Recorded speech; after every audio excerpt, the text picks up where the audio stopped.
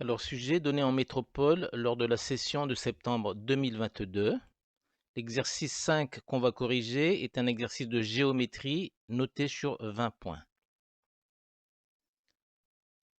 Lia passe la journée dans un parc aquatique. Elle y trouve une cabane dans un chêne, d'où part une tyrolienne qui mène au-dessus d'une piscine, comme l'indique le schéma suivant. Donc là, on va regarder où se trouve le câble de la tyrolienne. Donc ce premier document, c'est le schéma qu'on vient de voir. Ensuite, trois autres documents nous sont donnés. Le document 2 nous dit que la réglementation exige que l'angle formé par le câble avec l'horizontale soit inférieur à 30 degrés. Le document 3 nous dit que la piscine est un pavé droit dont on va examiner les dimensions tout à l'heure. Et le document 4 nous dit que lorsque l'IA est suspendue à la tyrolienne, elle mesure exactement 1,50 m. Alors on va regarder exactement de quoi ça retourne avec cette animation GeoGebra 3D. Donc on voit bien l'IA donc qui descend à l'aide de la tyrolienne. On va regarder une vue du dessus de la piscine, une vue de côté ainsi qu'une vue de face. Mais on va s'attarder surtout sur le vue de côté.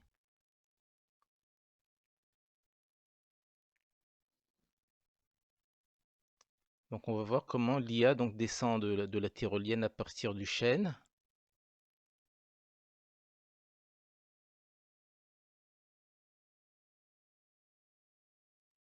Et là on voit bien que le schéma de l'énoncé n'est pas très bien réalisé. Donc 12 mètres 20 ici, 1 mètre 80 là, 6 mètres pour la longueur de la piscine, en fait c'est un carré, 6 mètres fois 6 mètres, et 1 mètre 60 pour la profondeur. Et l'IA, lorsqu'elle est suspendue à la tyrolienne, elle mesure exactement 1 mètre 50.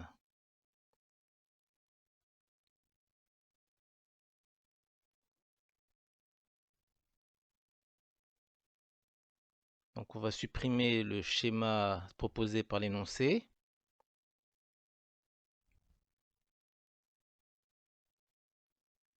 Alors question 1.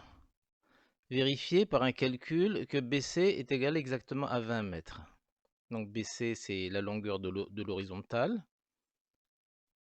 BC est égal à 12 mètres 20 plus 6 mètres plus 1 mètre 80. Et c'est égal exactement à 20 mètres.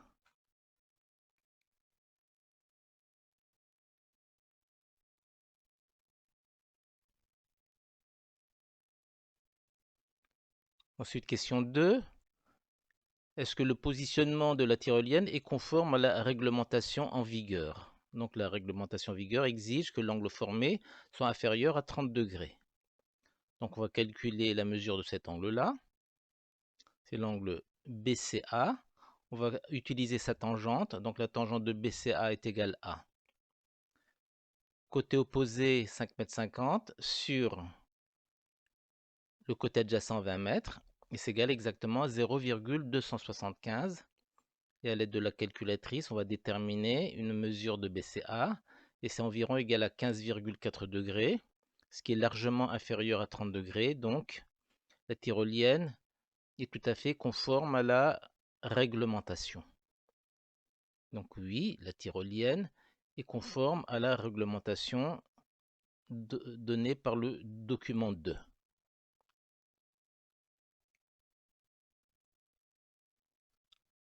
Question 3. Déterminer la longueur AC en mètres du câble nécessaire. Donc on va se situer dans ce triangle rectangle.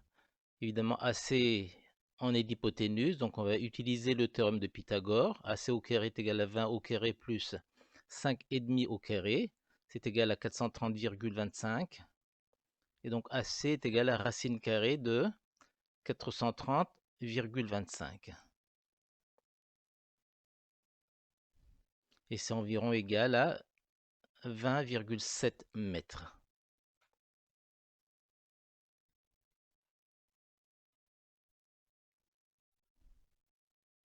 Question 4. L'IA est suspendue à la tyrolienne verticalement.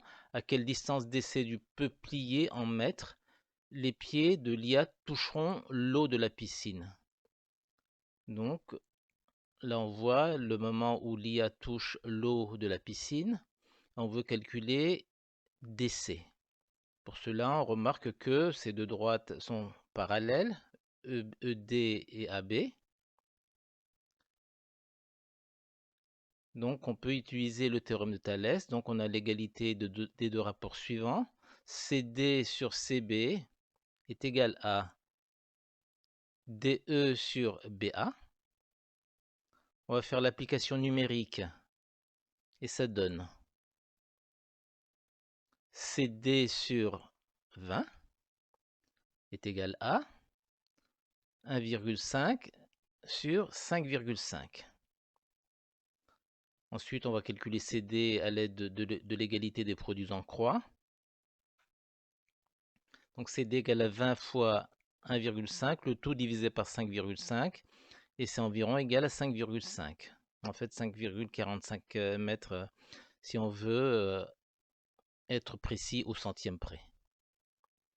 Cinquième et dernière question, calculer le volume V de la piscine. Alors, la piscine est un pavé droit dont les dimensions sont 6 mètres fois 6 mètres fois 1,60 m de profondeur. Donc le volume c'est égal à 6 mètres fois 6 mètres fois 1,60 m.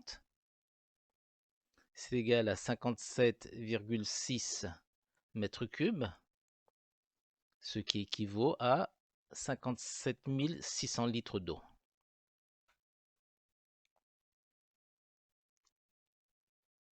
Donc en résumé, on a passé en revue pas mal de choses dans notre programme de géométrie. Dans la deuxième question, on a fait de la trigonométrie. Dans la troisième question, on a fait appel au théorème de Pythagore.